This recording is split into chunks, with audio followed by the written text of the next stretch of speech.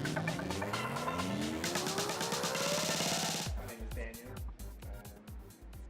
Yeah, that's about it. He's Daniel. I'm Daniel. I'm Silvia. Yeah. I like how everybody's like, I am, okay. So Dayo, Daniel, Silvia. The pancakes were okay. I felt like they needed to, serve, if you're gonna serve pancakes, especially in a restaurant that does brunch, you need to serve with like extra syrup on the side. Yeah. Not cook the syrup for me. You don't know how much syrup I want to have. I had to like request for syrup several times, and the portions, like you said, were a little too tiny.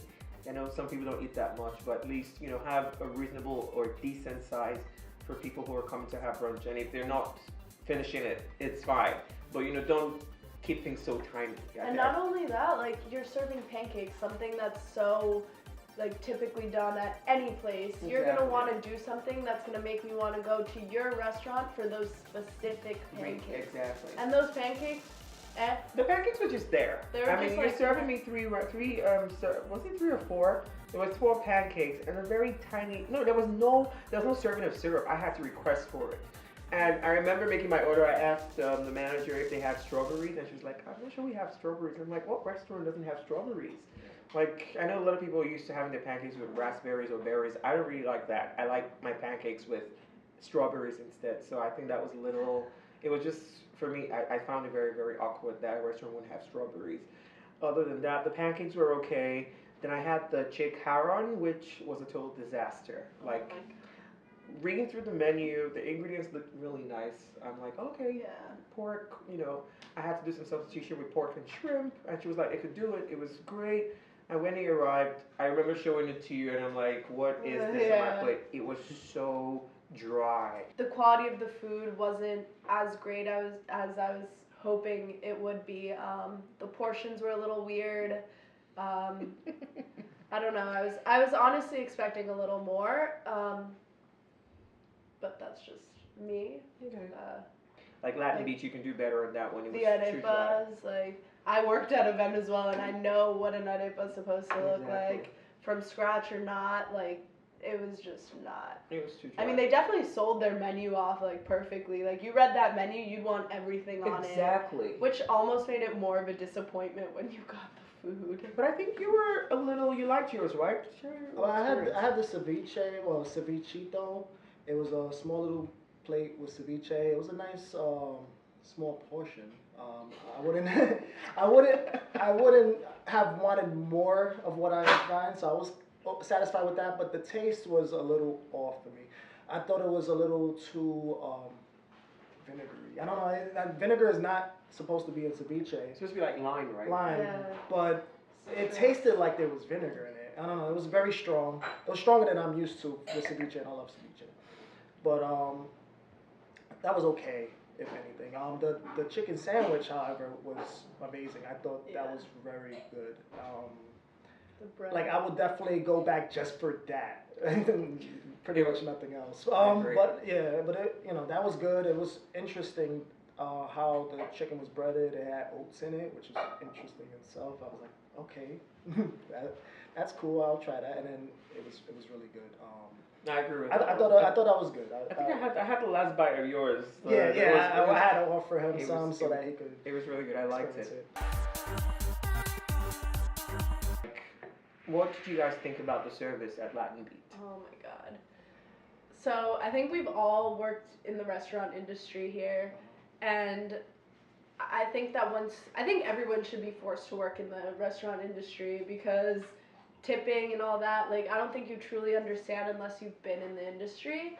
And I'm typically really great when it comes to tipping, because I know what it's like to be a server and to, like, have to deal with people's, like, bullshit, honestly. For the sake of, for you to talk about tipping, for the sake of people who are watching from different parts of the world, tipping is not that much of a huge deal. Like, from where I come from in Nigeria, it's not really, tipping we don't really do. Yeah. I had to learn that when I came here. So if you're watching from any other parts of the world and you're wondering what she's talking about, tipping is... Basically, in America, in New York City especially, most of the people who work in the service industry, they make most of their money off tipping. So they're, like, they don't make as much money, like their checks, I guess, aren't really what gets their income. It's mainly tipping. So it's important to tip your servers well, especially if they did a good job. So when it comes to tipping, you know, I try to be generous because I've been in that position. But I will say that the service was pretty poor.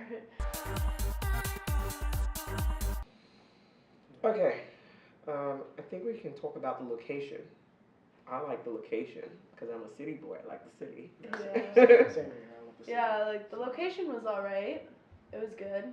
The space was nice. It was like a big open space. Yeah. I will say that I would go back to see what their dinner service was like. Yeah. Because they had that ceviche bar, which is like live ceviche in the moment. Mm-hmm. And then the bar was really nice, but it was before 5 o'clock, so you know. We couldn't really. I think when we were leaving, they actually had the table set already for dinner. Yeah, so I feel like it would be a much better dinner experience than a brunch experience. Okay. Let's start with the music. Danny. It was weird. It will jump from very aggressive music, and then it'll just jump to something that's pop, and it was. I felt like someone was definitely playing through a jukebox. it was felt like a you're in the bar that has a jukebox. Bar, yeah, like a dive bar kind of place where like they'll play like Frank Sinatra and then hit you with like Sorry Not Cardi Sorry B or something. Like I don't know. It was very random, and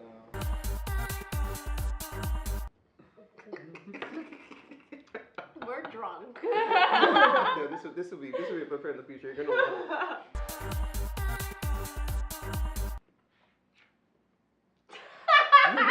Okay, all right, you go. I think the last thing we're talking about is the brunch menu. Oh. All right, so you go. What did you think of the brunch menu? They had which is like a really big trend now in New York, especially I feel like, where they put like either V or GF for like gluten-free or vegan or vegetarian or whatever. Oh my God, talk about that. Yeah, I love the plates. So we didn't talk about the plates. Oh, we didn't even talk about that. Well, first of all, like they had like the definitions, you know, like if you're vegan, they had a little V next to the dishes that were vegan, but what really concerned me was one of them was marked as vegan, and it was like a smoked salmon toast. And I asked her, I was like, this doesn't seem vegan to me, you know, there's smoked salmon and egg on it. And she was like, well, yeah, but it can be. And I was like, well, can you really define that as being a vegan option if you're not putting it like straightforward, like it's quite misleading. It's really. misleading. Yeah. She was like, oh, but we can alter it to be vegan. And I was like, well, yeah, but you can alter anything on a menu to be vegan. Yeah. But the menu for me, I thought I was confused. In the front page is like simple. It's like, you know, the food's on the front page, back page, beverages, and I just felt like a lot of the fonts were similar sizes, where I was confused at what was part of what dish. So, you know what I found what interesting? You know when you ordered the ceviche and she was like, you'll probably want to order something else? Yeah. They didn't define clearly like what were appetizers and what were like main courses and entrees. She made it seem like it was gonna be like a bunch of little like maybe like finger toaster, food type things that you could be able to share, and it was just so. Remember, she kept asking, do you want to share? Share? Oh, that makes sense now, because she kept asking that question, do you guys want to share? And I'm like, no, I want my food all to myself. Like, that's why we're here. Everyone's gonna order for their food and we're gonna eat. So, Silvia, you're gonna give a score over 10. I'll give my score over 10. You do the same. I will get an average score. And if Latin Beet falls below 7, then it means that a lot needs to be done in your restaurant. And we hope you watch and make those changes. Otherwise, just keep being you. Do better. Okay. Now is the time. We're going to start with you, Danny. What's your score over 10? The service, when we did get service, was great. I like the fact that they let us in the kitchen and it was able to serve us a dish, and they seemed pretty friendly. I feel like maybe there was something that was going on at that very moment. That but we shouldn't have to. We shouldn't have to. We shouldn't have to. But that should never be something. Yeah. So I'm leaning towards a 6 or 7. I'll say a 6. Okay. I'll say a 6. There's just so many things that I think about. But if I had to weigh it, the good outweighs the bad. So for that reason, I will give Latin Beet a 7. To be honest, I don't think there was much of Latin Beet that made me want to go back. I feel like sometimes you go to a place and it's like, wow, the food's really good, so I want to go back even if the service wasn't that great. Or, wow, the service was really great. good. Yes. And the food was okay, but I want to go back because they treated me so well. And I feel like I got neither of those things at Latin Beet. And even when they brought us back to the kitchen, you know, like the cooking techniques and everything, like, I've seen a lot better. And you're in New York City, like I said, there's a lot of competition. There's a lot of great brunch places. And this place just like didn't, like, I guess fill the requisites that I was hoping it would. Maybe that's just speaking from like a cooking background too. So I think I would give it like a 4. I don't think I would ever go back. Okay. So I gave the Latin Beet a 6. Dayo gave it a 7, and you gave it a 4. So that was 17 divided by 3. That's 5.6, and Wow, it looks bad, but it's reasonable. It's really reasonable because they could do a lot better. True. And they have a great space, a great location, yes. A really good menu. I just wish, one, they executed their food better and their service was better.